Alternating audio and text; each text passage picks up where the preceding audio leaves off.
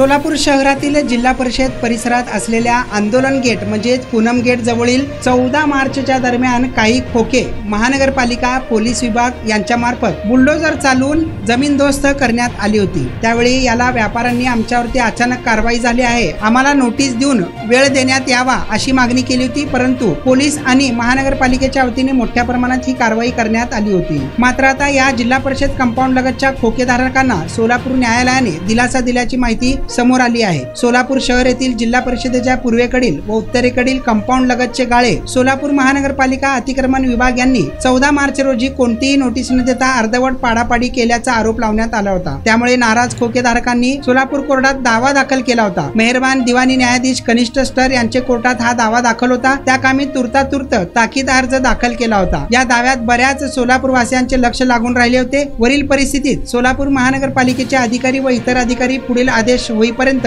वादीचे खोके संबंधितातील जागेबाबत जैसे थे परिस्थिती ठेवण्याचा आदेश पारित करण्यात आला आहे। त्यामुळे प्रतिवादी सोलापूर महानगरपालिकेचे अधिकारी व इतर अधिकारी यांचे बेकायदेशीर कृत्यास आळा बसल्याचे सांगण्यात येत आहे। सदरकामी खोकेधारकांतर्फे advocate Ramesh Kanbaskar, advocate Rama Kanbaskar, advocate Yashodhan Kanbaskar, advocate Manas Katap, advocate Uma Parsekar व ॲडव्होकेट सागर हंबीरराव यांनी काम पाहिले आहे। या बाबतीत अधिक माहिती देताना ॲडव्होकेट आणि खोकेधारक काय म्हणाले पाहूयात।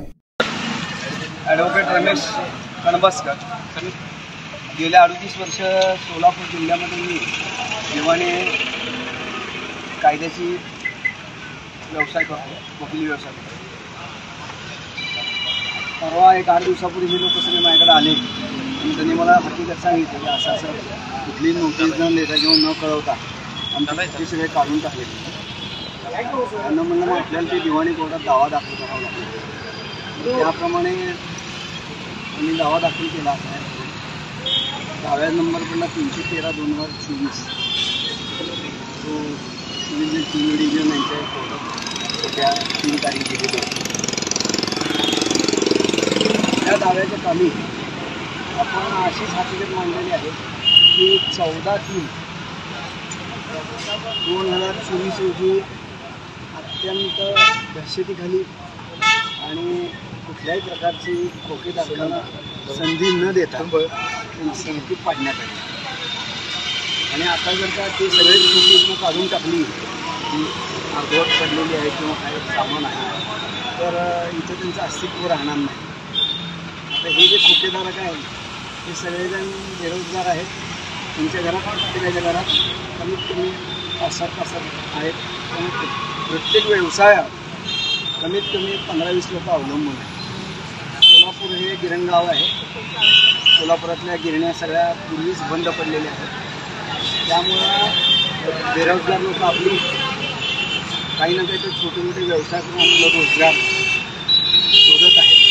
अशा परिस्थितीत असे खोके गेले 30-35 वर्षापासून या ठिकाणी ठेवून व्यवसाय करत आहेत।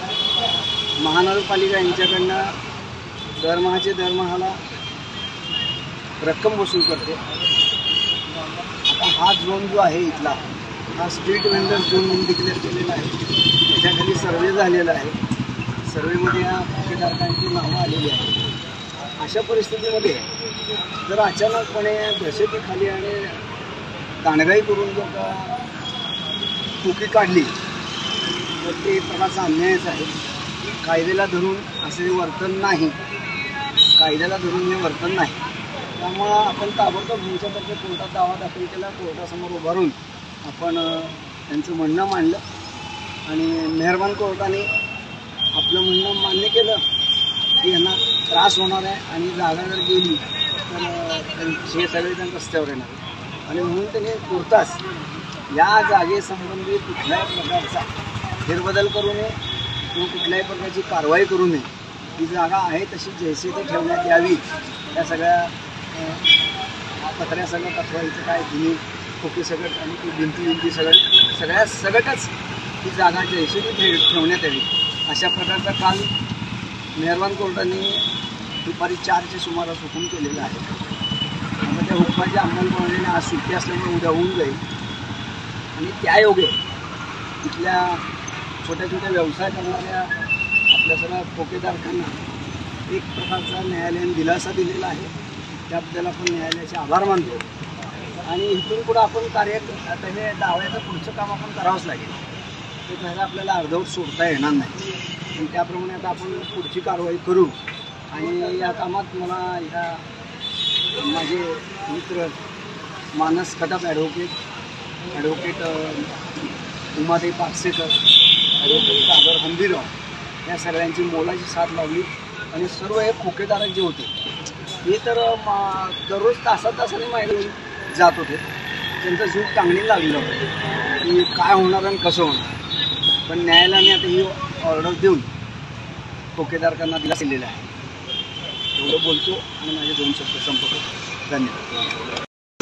आज हम ठेकेदारों को एक न्याय, एक उम्मीद की छिरक जो जगाए हमारे कंदस्कर साहब, वकील साहब की वजह से आज हमारे तमाम खोके आज बच गए. इससे आज हमको जो मिला है वो हमारे लिए बहुत बड़ी एक उम्मीद है, क्योंकि भर रमज़ान के अंदर सणाच्या काळात आम्हाला एवढं या महापालिकेनं एवढं खतरनाक आम्हाला दुःख दिलं होतं की आमचा पूर्ण संसार याच्यावर अवलंबून होता. सर्व असताना पण कंदस्कर सरांनी सांगितले की तुम्ही घाबरू नका, तुम्हाला मी तुमच्या पाठीशी आहे, खंबीरतात आहे. कुठलाही आम्ही सर्व प्रयत्न केले, सर्व काळ केले. आम्हाला आता असं वाटतं की बाबा खरं न्याय प्रतिष्ठा है. सब तो परेशान हो सकता है लेकिन पराजित हो नहीं सकता. आज हमारी ये जीत है, हमको ऐसा लगता है. इसी हिसाब से हम तमाम ठेकेदारों की तरफ से हम साहब की एक गुलपुशी कर रहे हैं. ये कबूल करना